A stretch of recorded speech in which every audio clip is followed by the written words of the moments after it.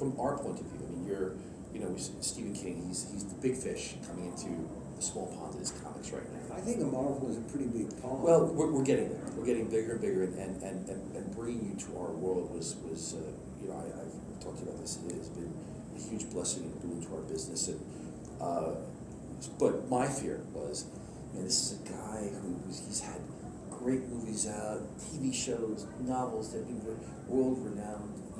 Success awards and you name it, and arguably one of the most recognizable figures in world culture, not just American. I know this book is going to be successful in our world. Mm-hmm. How is he going to proceed? Because to me, I'm just wondering, is it going to be? Will he be impressed? Will he be surprised? What will we do? So I was just wondering to sort of get what's your reaction when you sort of the media pick up on this? Because I have to be honest. I mean, we've had stuff that's been picked up by the media on many an occasion, but this was really pretty overwhelming for us. So I'm just wondering what your thoughts were. I was surprised, frankly, at how many people and how much media interest there was in the project. And I was a little bit wary at first, but I thought most of it was friendly, favorable, so I felt really good about that. And I think that, again, we've become such a culture of specialization that when somebody crosses a little bit out of their perceived niche into some other field, there's always a lot of interest and curiosity. Yeah. But it's good for business. That sort of thing is good for business. It allows you to get access to a lot of media and make a lot of people aware. It creates a bigger megaphone. Yeah. So you can shout at people and tell them. And when I came into it, I didn't know what to expect, because I think of Marvel as a publishing company, and a successful one and a big one that has a pretty clear way of doing things.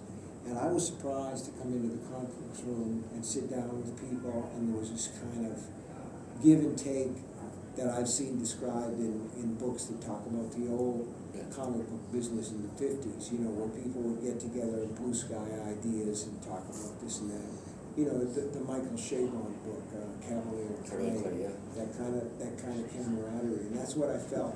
I really responded to it. I'm glad that was the case, because that coming from the outside in, I was a freelancer for the bulk of my 17 years in the comics industry. I've only been editor-in-chief about 6 years, but Marvel, there was a certain reputation about the way that sort of creative was handled for many years. So one of our focuses as we sort of took over the new management group and things was, we have to make this a creative shop again. As a matter of fact, it was Peter David, I think, who coined the phrase.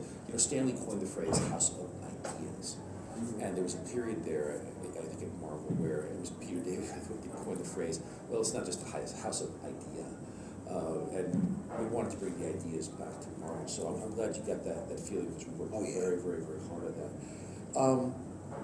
Dr. Doom. Dr. Doom is in Dark Tower. Mm-hmm. It's that copyright problem. No, we don't. So how did that happen? What Dr. Doom? It's, there's a lot of popular culture in my books. Yes. I've got a junk pile mind, that's all, and I'm apt to pick out any one thing at any time. If it serves my purpose, any kind of a tool will work. I'm like those apes at the beginning of 2001, feeling around in the bones and picking this one up and the other until I find something that works as well. So there's really no story there. Got it. I've heard you talk about sort of all day today about the way that you approach some of these things and stories, and it sort of strikes me as the difference between the method actor who says he has to sort of get into the head of the character, and the other actor who says, I'll just go up there and I just pretend. Yeah. And you strike me as the latter, as you just sort of sit down, I just write. Is that what happens? Yeah, it's a combination of the two. There is a degree of sort of fierce discipline about it, in the sense that you get an idea, the idea is fun, and then when you're working on a project, particularly if it's a long project, Dark Tower was the longest, because it went on for years, but you have some days where it feels like it's a real slog and it feels like real work, and then you'll have periods where everything is a blast. you'll feel like you're just having the most fun. And I'm sure that you've had this feeling, and other people who work in our medium, the creative medium, where you have days where you say, I can't believe they pay me to do this.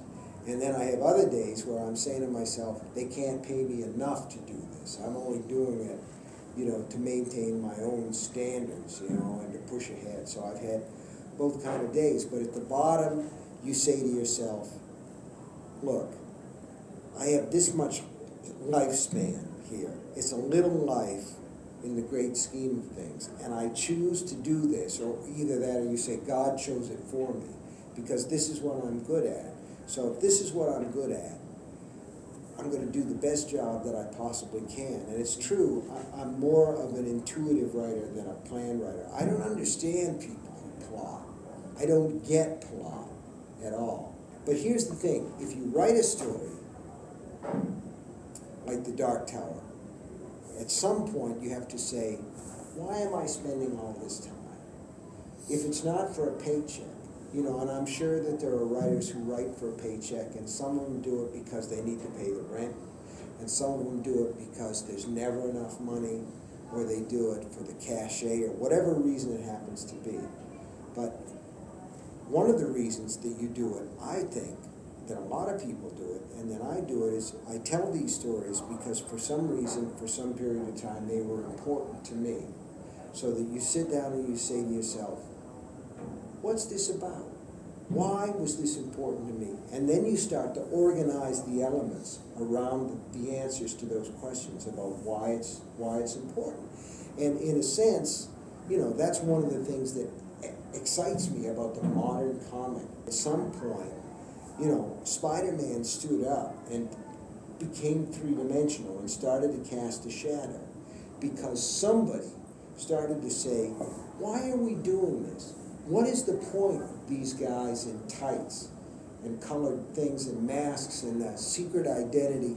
And what does it do to a person's life to keep a secret, a long-term secret?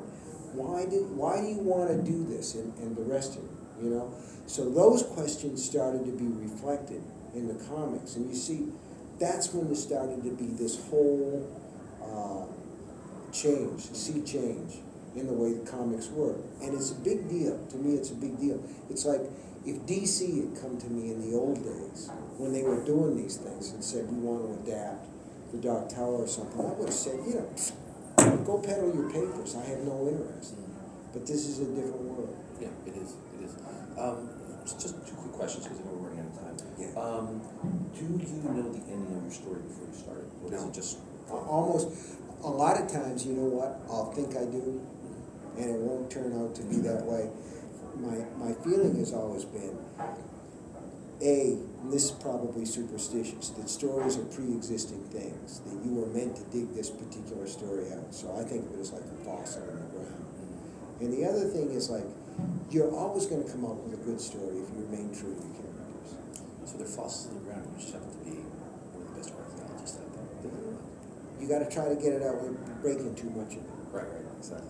One last question, because I know that there'll be a lot of people of all ages and walks of life watching this and listening to it.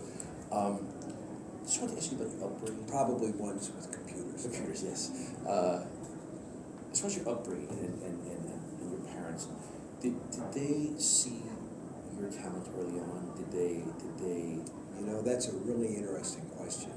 The answer is yes, and it was no big deal. I mean, it was like Steve writes stories and they're pretty good. Right. So in other words, But they were supportive of that? They were very supportive. They were very supportive, but nobody ever said, oh my God, he's going to be the next whatever. It was just like, write stories, make a living, support your family, and if something comes of it, that's terrific, and if it doesn't, it's terrific. So the thing is, like, when I say supportive, I was in a no-lose situation, and I was raised in a family where there was a lot of reading, and the reading started with comic books. Fantastic. Steve, thank you so much. You're the man. Thank you.